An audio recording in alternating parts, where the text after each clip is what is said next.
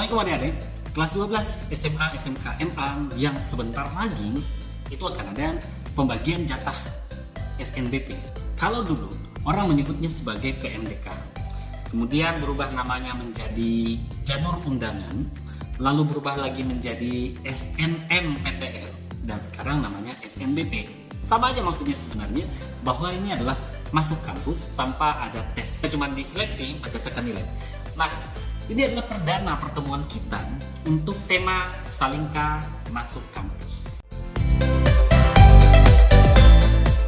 Dan yang pertama ini, itu yang akan abang bahas adalah satu realita untuk membersihkan pikiran adik-adik yang menganggap bahwa masuk kampus seperti lulus SMA. Kalau lulus SMA, semua orang bisa lulus selama kita nggak berbuat aneh sepanjang sekolah. Insya Allah lulus semua, ya kan? Namun, kalau seandainya kita membahas tentang SNBP ini yang lulus tidak semua. Bahkan dari awal saja itu sudah ada seleksi langsung. Bahwasanya dari seluruh siswa, palingan maksimal yang akan diambil, yang akan dapat jatah SNBP hanya 40%. Itu maksimal. Ada beberapa sekolah yang kurang dari itu.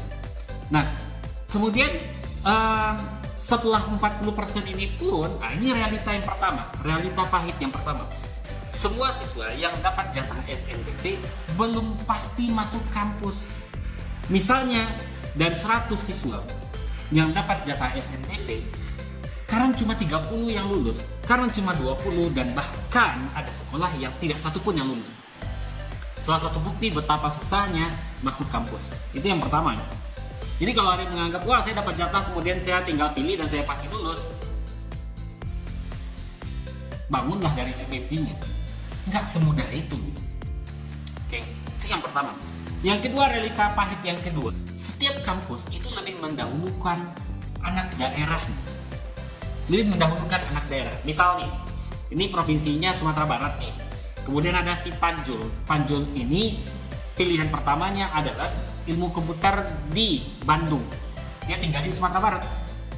Misalnya kursi yang disediakan adalah 100 orang. 50 atau 60-nya itu orang Jawa Barat. Untuk orang Jawa Barat 50 sampai 60-nya, bahkan bisa sampai 70 orang Jawa Barat. Sisanya baru disebar ke seluruh Indonesia.